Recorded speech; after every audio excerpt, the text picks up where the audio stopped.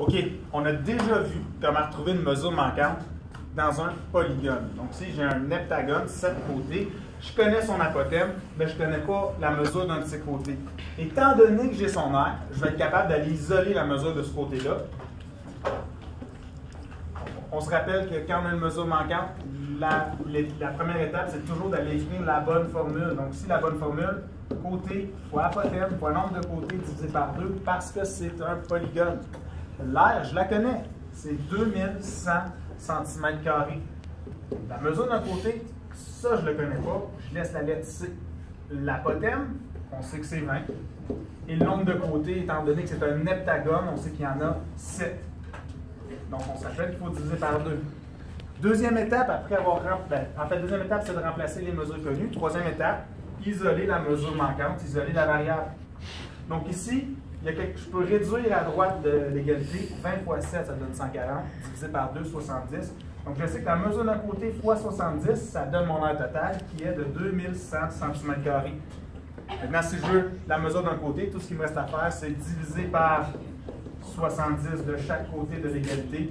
2100 divisé par 70, ça donne 30 cm. Je sais que la mesure de mon côté, c'est 30 cm. Maintenant, on va appliquer le même principe, mais on va passer à des figures en 3 dimensions, les polyèdres. D'abord, ici, j'ai un prisme à base carrée. Ça veut dire que les 4 côtés de mon prisme ont la même mesure. Si j'ai 8 dans le fond ici, la mesure en avant, c'est 8 cm ici. La mesure qui me manque, c'est la distance entre mes deux bases, qu'on appelle la hauteur du prisme. Et c'est aussi la hauteur du rectangle qu'on a sur le côté ici. Ce que j'ai comme information, c'est l'aire latérale. L'aire latérale, c'est quoi? Il faut se souvenir que notre aire latérale, dans le cas qui nous occupe ici, avec un prisme à base carrée, c'est 4 fois l'aire d'un rectangle. Je sais que l'aire d'un rectangle, c'est base fois hauteur. Donc ici, mon aire latérale, c'est 320. J'ai 4 rectangles, donc 4 fois la base de mon rectangle, c'est 8. Et je cherche la hauteur. 4 fois 8, on est capable de calculer, ça donne 32. Donc je sais que 32 fois ma hauteur, ça donne l'aire latérale qui est 320. Tout ce qu'il me reste à faire, c'est diviser par 32. La hauteur est égale à 10. Dernier exemple. Ici, j'ai une pyramide à base pentagonale. Je connais la mesure d'un des côtés de sa base. Je connais l'apothème de la pyramide, qui est dans le fond la hauteur d'un des triangles qui est sur le contour. Et ce qui me manque comme information, c'est l'apothème de la base. J'ai l'aire totale. L'aire totale, c'est 700 cm². Donc, dans le cas d'une pyramide, on sait que l'aire totale, c'est égal à l'aire de la une base, plus l'aire latérale. L'aire de la base, je ne suis pas capable de la trouver, il me manque une information. Par contre, l'aire latérale, ici, j'ai tout ce qu'il me faut.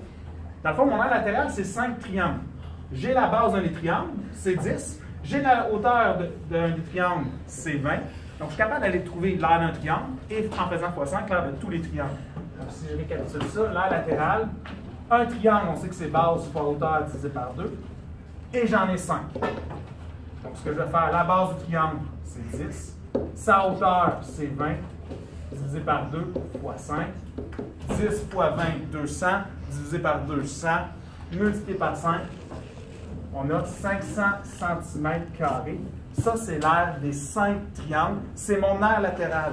Donc, si je reviens à ma formule ici, l'aire totale qui est 700, je sais que c'est égal à l'aire de la base, plus l'aire latérale, mais l'aire latérale, on vient de trouver que c'est 500. Avec cette égalité-là, je suis capable d'avoir l'aire juste de ma base en enlevant l'aire latérale à mon aire totale. Donc, si j'enlève ici, il reste juste l'aire de ma base. Et si j'enlève 500 à mon aire totale, il me reste 200 cm². Donc, j'arrive à la conclusion que ma base, ici, le pentagone, est de 200 cm². Et là, j'utilise la formule pour trouver l'aire d'un pentagone. Donc, je sais que ce 200-là va être égal à la mesure de son côté, fois son apothème qu'on cherche, fois le nombre de côtés divisé par 2. Je remplace les mesures connues. Donc, le côté, je sais que c'est 10. L'apothème, je la cherche. Le nombre de côtés, c'est 5. Je divise par 2 et ça donne 200. Tout ce qu'il me reste à faire, c'est c'est d'isoler la variable. Donc, d'abord, 10 fois 5, 50, divisé par 2, 25.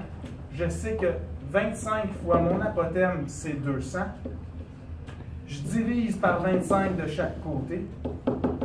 Donc, 200 divisé par 25, ça donne 8. Conclusion, l'apothème de ma pyramide, de la base de la pyramide, est de 8 cm. Donc, ce que vous devez faire, peu importe la figure qu'on vous donne ou le solide qu'on vous donne, réfléchis aux mesures que tu as. Ici, j'avais l'air total, puis la mesure que je cherchais, c'était sur l'air de ma base. J'aurais pu faire le contraire. J'aurais pu te donner ton apothème ici, puis dire, mais c'est quoi la hauteur du triangle? Et dans ce cas-là, tu aurais trouvé l'air de ta base en premier. Tu l'aurais enlevé à ton aire total. Puis là, tu aurais ton aire latérale avec tes 5 triangles. Tu aurais divisé par 5 pour avoir l'air d'un seul triangle. Puis tu aurais isolé la hauteur du triangle. Donc, tous les exercices que tu vas faire aujourd'hui sont de ce type-là. Bon travail.